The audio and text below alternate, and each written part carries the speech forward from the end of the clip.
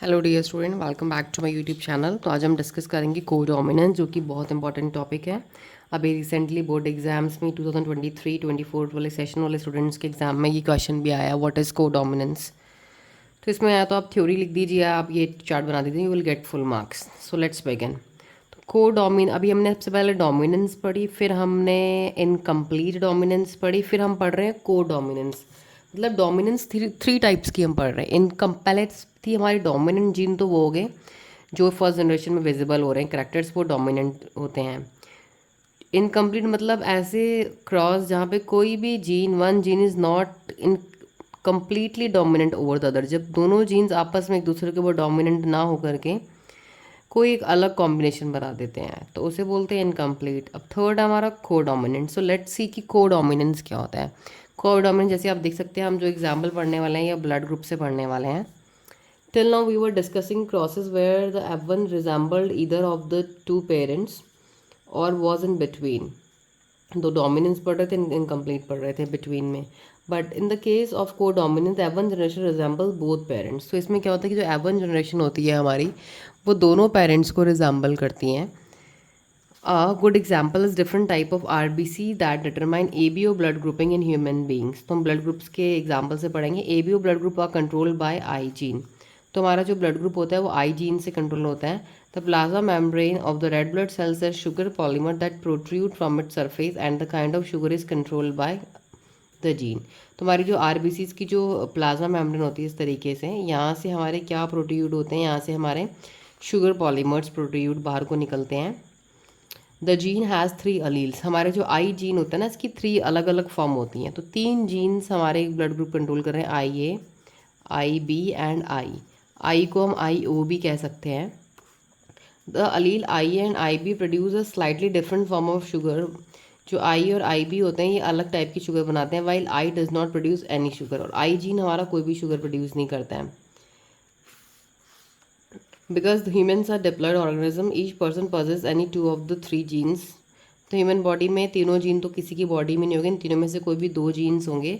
I B and I B are completely dominant over I. जो I A और आई B होते हैं ये डोमिनेंट ओवर होते हैं I. In other words when I and I are present only I A expresses. मतलब कि जब ब्लड ग्रुप में जीन आई ए और आई ए होगा तो ए ब्लड ग्रुप बनेगा। जब आई ए के साथ आई होगा, मतलब आई ओ कहते हैं इसे, तो फिर भी ब्लड ग्रुप ए, क्योंकि आई ए जो होता है वो डोमिनेंट ओवर आई ओ होता है।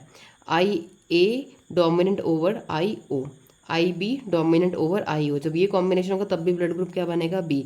बट अगर ओ ब्लड ग्रुप बनाना है तो आई और आई जीन को दोनों को होमोजाइगस एक साथ अपीयर होना पड़ेगा। तो मतलब होमोजाइगस कंडीशन में आना पड़ेगा, तब जाके ब्लड ग्रुप ओ बनेगा। क्योंकि वरना हमारा जो I A I B jeans होते हैं ये आई ओ के साथ डोमिनेंट रहते हैं, आई ओ इनके साथ रिसेसिव बन जाता है। This is because of codominance. अब देखिए, अगर हमारा but when I A and I B are present together, अगर आई ए और आई बी, ये देखिए क्लासिक एग्जाम्पल, अगर आई और आई बी दोनों एक साथ प्रेजेंट हैं, both of them expresses their own types of sugar. ये दोनों एक्सप्रेस होकर दोनों टाइप की शुगर बनाते हैं, तो हमारा जो ब्लड ग्रुप बन जाता है वो बन जाता है A B blood group. This is an example of codominance. क्योंकि दोनों जीन्स आपस में इक्वल एक दूसरे के ऊपर जब डोमिनेंट अपना प्रभाव दोनों डालते हैं और एक ब्लड ग्रुप बनाते हैं, इसका नाम होता है A B. Hence red blood cells have both A and B type of sugar होती है। Since there are 3 different alleles, 3 and there are 6 different combinations of 3 alleles। तो 3 अलग अलग अलील से हमारे 6 अलग अलग टाइप के कॉम्बिनेशन बनते हैं, 1 2 3 4 5 6,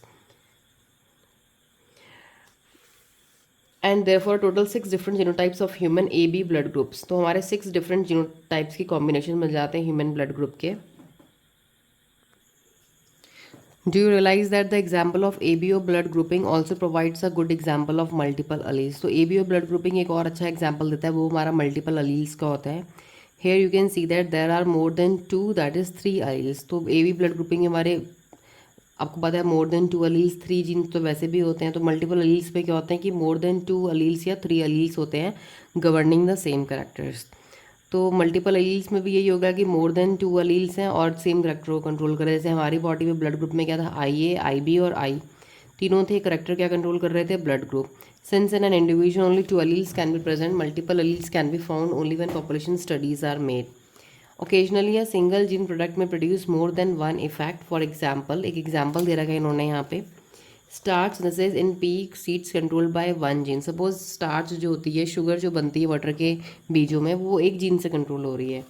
उस जीन की दो फॉर्म है, बी और B. Starch synthesise effectively by B. अगर बी जैसे जीन्स दो इकट्ठे हो रहे हैं हमारे होमोजाइगस कंडीशन में, तो स्टार्च कैसी होगी, ग्रेन बीज कैसे होंगे, बड़े होंगे स्टार्च के grains and are produced. In contrast B अगर बी कॉम्बिनेशन होगा तो क्या होंगे, लेसर एफिशिएंसी, स्टार्च लेस बनेगी और स्मॉल स्टार्च ग्रेन बनेंगे। After maturation of seed B are round. तो जब ये सीड्स मैच्योर होगी तो बी कैसी सीड्स बनी, राउंड, और स्मॉल बी बनी wrinkled. Heterozygotes produce round seeds and so B seems to be dominant Aleel.